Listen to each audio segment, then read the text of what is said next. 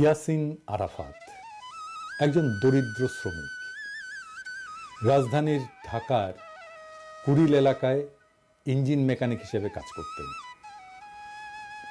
একই এলাকায় ফুচকা বিক্রি করতেন বাবা আবুল কালাম। গত 18 জুলাই বিকেল ইয়াসিন আরাফাত বাবাকে ফোন দিয়ে বলে, বাবা আমি খুব বিপদে আছি। এরপর ফোনের লাইন কেটে যায়। ওই ঘটনার 1 মাস পার হলেও ছেলের সন্ধান পাননি আবুল কালাম। সন্তানের খোঁজে বিভিন্ন জায়গায় ঘুরে বেড়াচ্ছেন। অন্যদিকে নিখোঁজ থাকার পর অনেকে ফিরতে শুরু করেছেন পরিবারের কাছে, কিন্তু ইয়াসিন আরাফাত ফেরেনি। কেউ তার খোঁজ নেয়নি, কেউ ফেসবুকে লেখেনি, তাকে নিয়ে কোনো পত্রিকা স্টোরি করেনি। করবে কেন? সে তো আর এলিট না, নিতান্তই সাধারণ শ্রমিক, যারা কোনো প্রতিদানের আশা ছাড়াই লড়াইয়ের মাঠে নেমেছিল। কোনো কোটা না, কোনো চাকরির ন্যায্যতা না, নিতান্তই সে হাসিনার নির্মম শাসনের বিরুদ্ধে, ছাত্রদের উপরে চলা নির্মম ফ্যাসিস্টের আক্রমণে বিক্ষুব্ধ হয়ে পথে নেমেছিল। সম্ভবত তার জীবনটাও দিয়ে দিয়েছে। তারপরে বেওয়ারিশ লাশ হয়ে কোথাও দাফন হয়ে মাটিতে মিশে গেছে এতদিনে। তার বাবা কাঁদতে কাঁদতে ছেলেকে খুঁজছে। তার কান্নাও একদিন শুকিয়ে যাবে।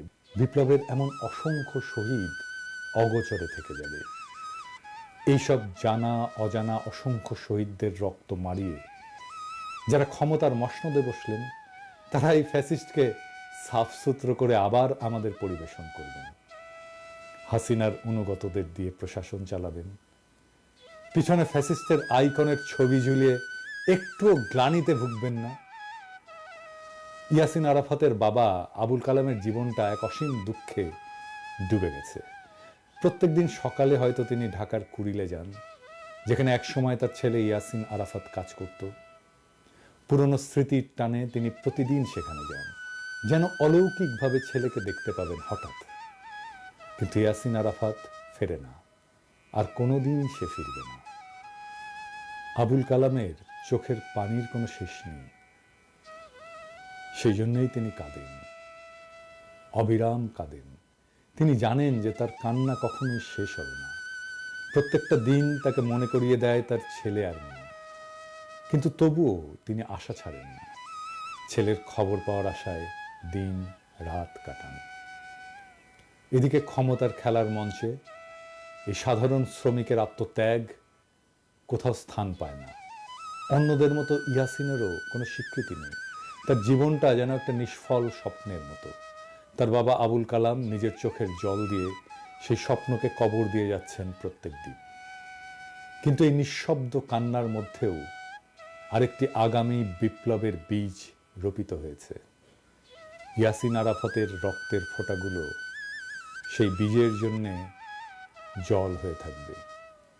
হয়তো একদিন, অনেক অনেক দিন পর, এই রক্তের রঙে রঙিন হয়ে, এই রক্তের রঙে রঙিন হবে নতুন একটা ভোর। ইয়াসিনের মতো অজানা শহীদদের রক্তেই ফুটে উঠবে সেই ভোর, যা সত্যিকার স্বাধীনতার আলোকে আলোকিত। ততদিন পর্যন্ত আবুল কালামের চোখে থাকা আশা হয়তো ম্লান হবে না, কারণ তার ছেলের আত্মত্যাগ সেই দিনের বিপ্লবীরা ঠিকই স্মরণ করবে, যে বিপ্লব এক এলিটের হাত থেকে আর এক এলিটের হাতে ক্ষমতা হস্তান্তর করবে না। এভাবেই অগণিত শহীদের আত্মত্যাগ একদিন ইতিহাসের পাতা জুড়ে লেখা হবে। আর তখনই হয়তো আবুল কালামের চোখের জল একটু থামবে এবং তিনি জানবেন যে তার ছেলে কোনো অচেনা ইতিহাসে হারিয়ে যায়নি, বরং সেই ইতিহাসের অংশ হয়ে বেঁচে আছে। ইনকিলাব জিন্দাবাদ।